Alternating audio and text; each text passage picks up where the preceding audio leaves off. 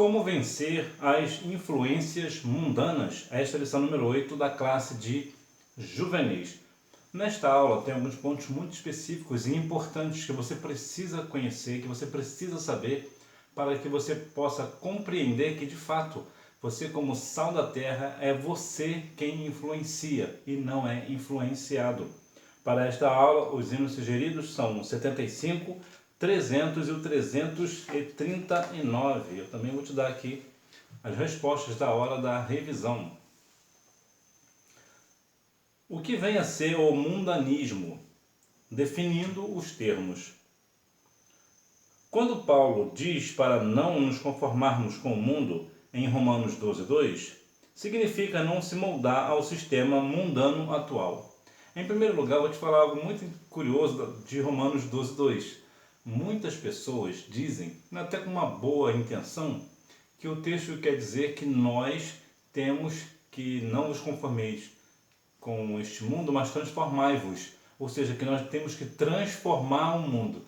Na verdade, não é isso que o texto diz. O texto diz que é para a gente se transformar. Por quê? Porque lá no versículo 1 vai falar sobre o culto racional. O que o texto está dizendo em resumo é: eu não posso prestar um culto a Deus buscando as coisas que são do mundo e trazendo para dentro da igreja. Esse que é o ponto do versículo. Pois bem, qual é a diferença de mundo? Por que a Bíblia não vos conformeis com este mundo? Por quê? Qual o problema da Terra, do planeta Terra? Na verdade, o problema não tem nenhum. O que está falando aqui, na verdade, é o sistema que o mundo está inserido. Quando a Bíblia menciona que a questão de mundo, né, que nós não devemos nos conformar com este mundo, não fazer as coisas do mundo, não é fazer as coisas da Terra, né, o planeta Terra. O que a Bíblia está mencionando é sobre o sistema, por exemplo, de corrupção, né, e tantas outras coisas erradas que existem. Então é isso que o texto fala. Então nós entendemos e compreendemos que o mundo atual ele é mundano. 1 João capítulo 5, versículo 19, a Bíblia diz que o mundo jaz no maligno, ou seja, o mundo está no maligno. Então existem questões sobre esse ponto específico que nos mostra claramente que o mundo está no maligno. Por exemplo, vemos o carnaval. O que é o carnaval? O carnaval é uma festa do maligno, onde as pessoas se reúnem para fazer tudo aquilo que afronta a Deus. Então, aqui vemos o sistema do mundo. O mundo está completamente no maligno, mas você não pode se deixar levar, você não pode se deixar influenciar pelo mundo, ainda que o mundo está fazendo, mas você lembre-se daquela velha frase da sua mãe: você não é todo mundo. Então não é porque todo mundo está pecando que você vai pecar também. Você vai contra esse negócio. Por quê? Porque você é o sal da terra e luz do mundo. Entendendo as influências. Em 1 João 2,16, lemos sobre o perigo da concupiscência da carne, dos olhos e da soberba da vida. Olha aqui algumas influências que nós precisamos compreender e lutar contra elas. É o perigo das concupiscências da carne. O que é concupiscência da carne? É todo aquele desejo carnal, de sexo propriamente dito, né? Para aqui, deixar aqui claro. Quando, principalmente você está nessa idade de 13, 14 anos, é adolescente, né, na verdade, a faixa de adolescente vai de 12 anos até os 17 anos.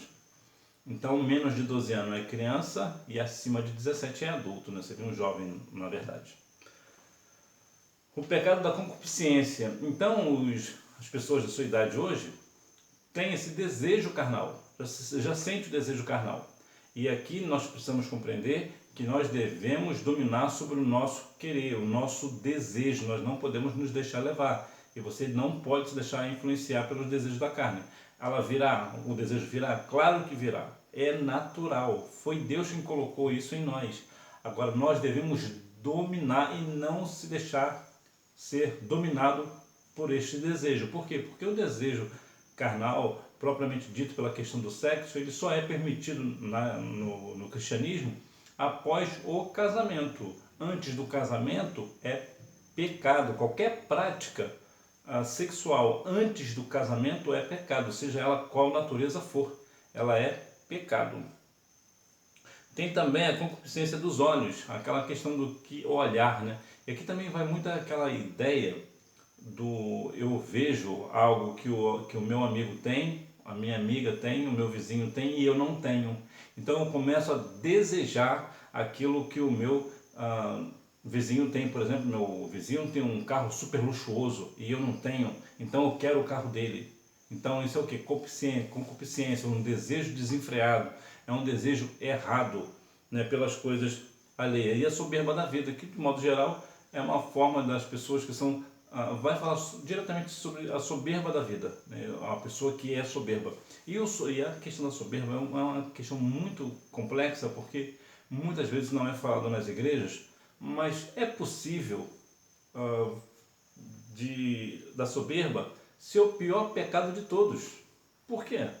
Porque foi por causa da soberba que Satanás foi expulso do céu. Na verdade não era Satanás, era um anjo querubim. Ele era um querubim e ele se transformou em Satanás depois, né? Então ele era um anjo de luz, mas a soberba do coração dele subiu nele, quis ser semelhante a Deus. Algumas pessoas dizem que o diabo quis ser maior do que Deus, isso não é bíblico, ele quis ser igual, no mesmo nível. Então aqui nós vemos que a soberba, a Bíblia diz que o Senhor resiste a quem? Aos soberbos, mas dá graça aos humildes. Então, quantas pessoas hoje estão se perdendo na questão da soberba? Cuidado com isso. Isso vai levar muita gente para a perdição. Muitas pessoas acham...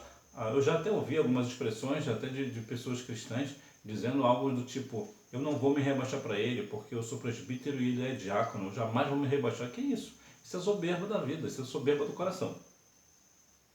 E você não deve ser assim, lembre-se, você é uma pessoa humilde. E humilde, mais uma vez, é diferente de ser pobre, tá, gente? É diferente. Humilde é aquela pessoa que tem simplicidade, a pessoa que tem, às vezes pode até ter muito dinheiro, ser milionário, bilionário, mas é uma pessoa simples. Vou te dar um exemplo. Por exemplo, o Silvio Santos, ele é um empresário, dono do SBT, por exemplo, ele é bilionário, mas a simplicidade dele, ele é simples, ele é humilde, mesmo com toda a fortuna que tem. Agora, há pessoas que a pobreza é aquela pessoa que não tem dinheiro.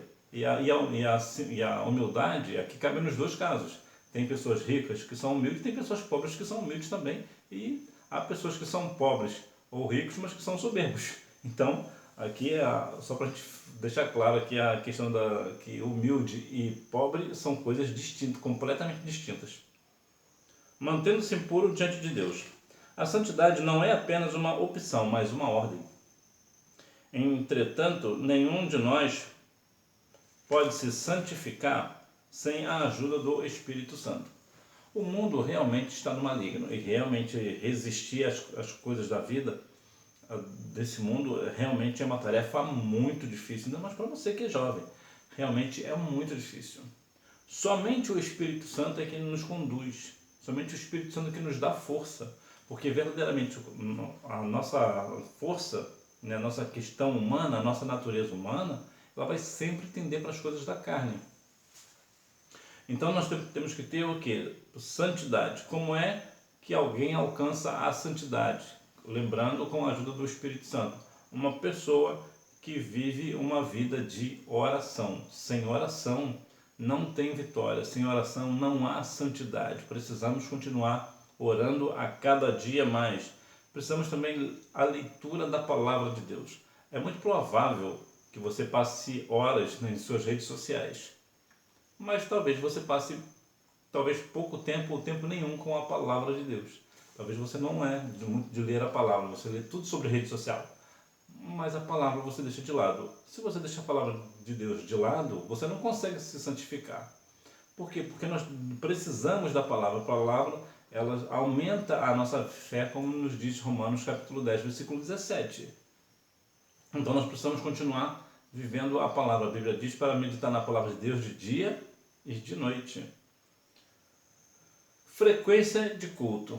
Existe aqui uma questão para se tratar sobre a frequência de culto. Há alguns trabalhos que talvez você não possa ir, você talvez tenha uma prova no dia. Então você vai deixar de fazer a prova para ir à igreja? Não, de maneira nenhuma. Você vai fazer a sua prova e vai ter que faltar o culto. Então existem alguns casos. Por exemplo, você está trabalhando, né? Que algumas pessoas começam cedo o trabalho, né? Começam já na juventude o trabalho, na adolescência. Porventura, você trabalha e tem um culto no horário, você precisa trabalhar. A igreja vem depois. Então a frequência no culto não quer necessariamente significar santidade. Né?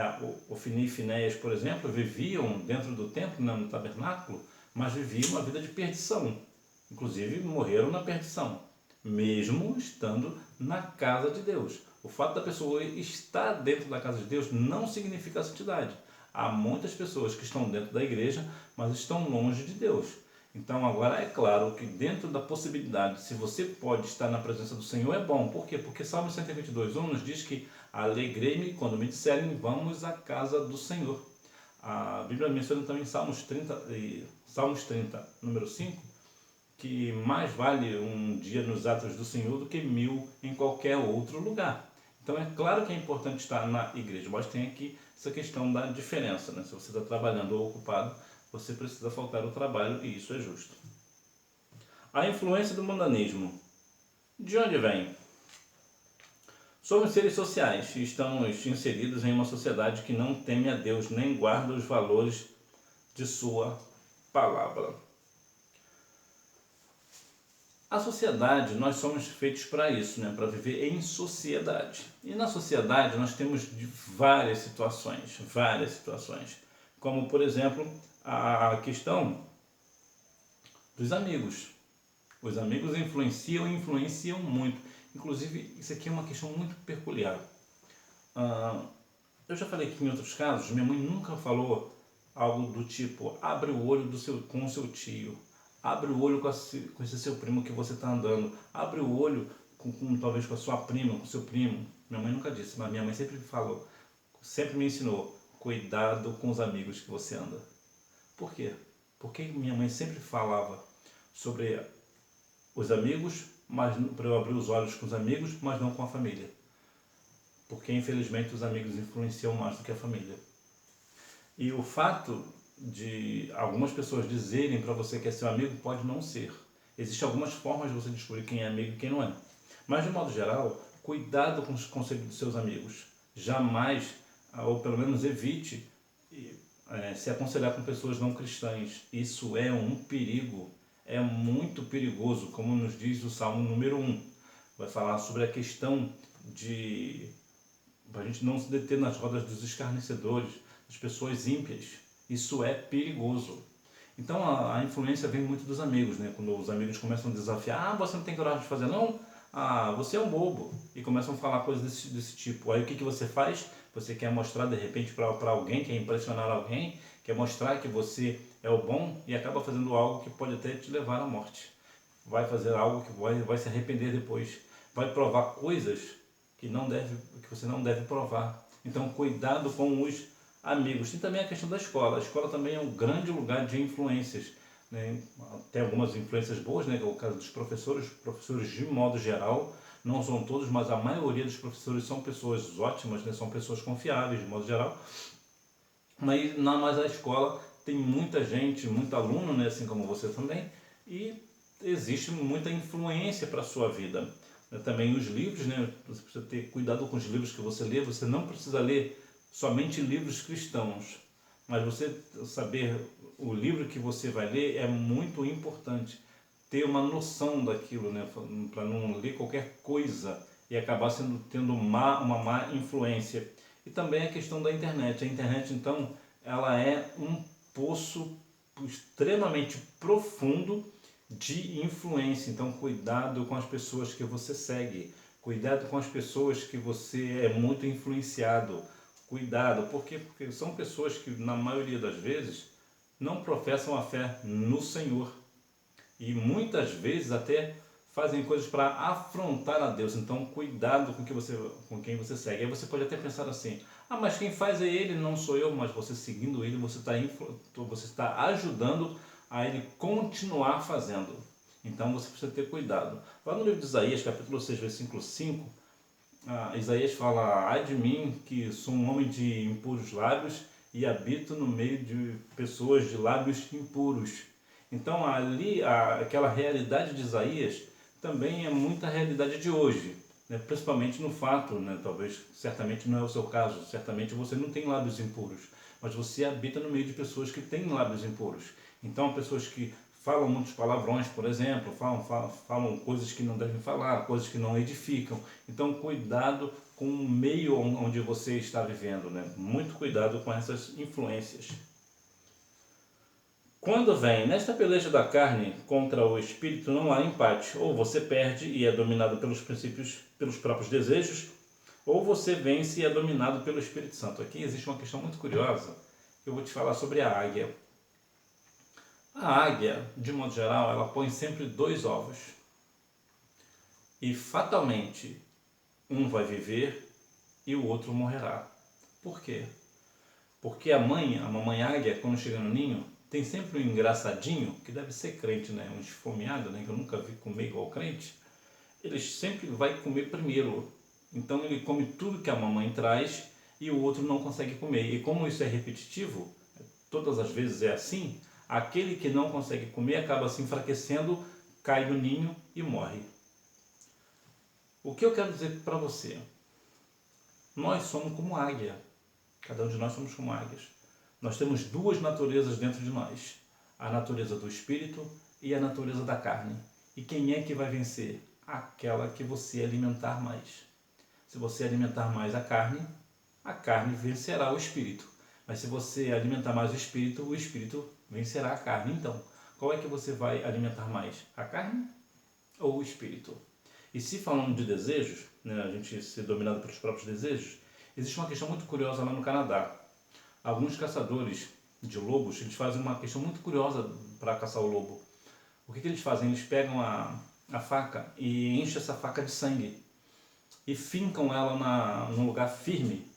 Então o lobo ele sente o cheiro do sangue, como ele deseja muito sangue, o que ele faz? Ele começa a lamber a faca. Como a faca é muito afiada, logo na primeira lambida que ele dá naquela faca, a faca corta-lhe a língua. Então ele começa a lamber o próprio sangue. E nesse desejo de sangue, desenfreado por sangue, ele não percebe que ele está bebendo o próprio sangue porque a sua língua está sendo cortada toda vez que ele lambe a faca. E o que acontece com ele? Ele morre. Então, assim também somos nós. Os nossos desejos desenfreados vai fazer com que nós venhamos morrer, tanto na questão física como também na questão espiritual. Então, cuidado, domine sempre os seus desejos, não se deixe levar pelos seus desejos, principalmente os desejos carnais. Por que temos que passar por isso? As tentações vêm para provar nossa firmeza em Deus, para testar nosso caráter, para medir a integridade de nosso coração. Mas fiel é Deus, que não permitirá tentações acima do que possamos suportar, mas Ele mesmo nos dará o escape, se permanecermos fiéis à sua vontade. A tentação é uma questão curiosa. Em primeiro lugar, é pecado ser tentado? Não, não é pecado ser tentado. Você sempre será uma pessoa tentada. Você sempre se sentirá tentado por uma coisa ou outra, pelos seus desejos, por exemplo, os desejos carnais, por exemplo. Então você sempre vai sentir o desejo de pecar. A tentação, ela vem sempre, sempre virá. Ser tentado não é pecado, mas ceder à tentação, isso é pecado. Então você não deve ceder o desejo da carne, o seu desejo, né? A questão da tentação em si, né? Você não deve ceder. Por que vem essa tentação? Para provar sua firmeza em Deus. Ananias, Misael e Azarias foram jogados na fornalha de fogo ardente. Por quê? Porque eles tinham firmeza em Deus. Então, por isso eles foram tentados a se dobrar diante de uma imagem, mas eles não se dobraram. Todo mundo se dobraram, menos Ananias, Misael e Azarias. E também Daniel, que possivelmente talvez não estejam não era presente ali no caso, mas uns dizem que sim, outros dizem que não vamos entrar nesse mérito aqui. Mas eles estavam firmes em Deus. E Daniel foi levado para a cova dos leões. Por quê? Porque também não se contaminou, né, com os manjares do rei. Então, vê que sempre quando você vem um desejo para pecar, Então você tem uma oportunidade de pecar e você não peca, existe sempre uma consequência que aparentemente vai te levar para um lugar ruim. Lembra de José? José estava ali na casa de Potifar, a mulher de Potifar desejou José, José foi embora, mas veio contra ele uma grande consequência. Então sempre quando você escapa, procura escapar e escapa, dá um jeito de escapar da tentação, do pecado, sempre virá uma consequência, você vai começar a se questionar, poxa, eu fiz tudo certinho, eu fugi da aparência do mal e está acontecendo isso comigo, por quê? Porque é Deus que está te provando e você está sendo aprovado. Então a tentação vem para isso, para provar nossa firmeza em Deus, para testar o nosso caráter. Porque é fácil nós falarmos que somos salvos, que somos santos, mas e quando ninguém está me olhando? Que tipo de comportamento que eu tenho? Que tipo de comportamento você tem quando ninguém está te vendo? O que você faz quando ninguém está te vendo numa situação? Por exemplo, você está dentro do seu quarto e seus pais não estão em casa e você tem a oportunidade de você ver o que você quiser na internet. Você entendeu, né? Você vê. Como é que é o teu caráter ali quando ninguém está te vendo?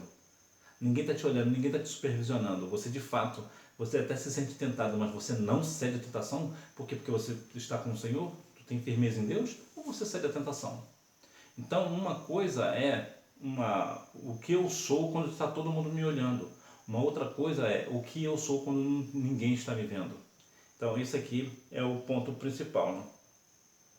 E também para medir a integridade do nosso coração, né? Nós temos que ter um coração íntegro, assim como Jó tinha um coração íntegro, nós também devemos ter um coração íntegro diante de Deus, ou seja, integralmente voltado para Deus. Como vencemos o mundanismo? Com a transformação da mente. Nossa mente é a sede dos sentimentos e das emoções e das vontades. Tudo começa na mente e no coração. Você e eu, todos nós primeiro pensamos, né, em alguma coisa, no pecado, por exemplo. Davi lá começou a pensar naquela mulher que ele estava vendo, né, se banhando, né, tomando banho, né? Aí Davi viu mais do que devia. E o que ele fez? Ele pensou, ele começou a arquitetar. Depois que arquiteta, vem para o coração, e depois do coração vem a atitude. Então, cuidado com o que você pensa. Tenha muito cuidado. Se vier pensamentos e virá maus pensamentos, o que você precisa ver? Você precisa vencer essa má influência mundana.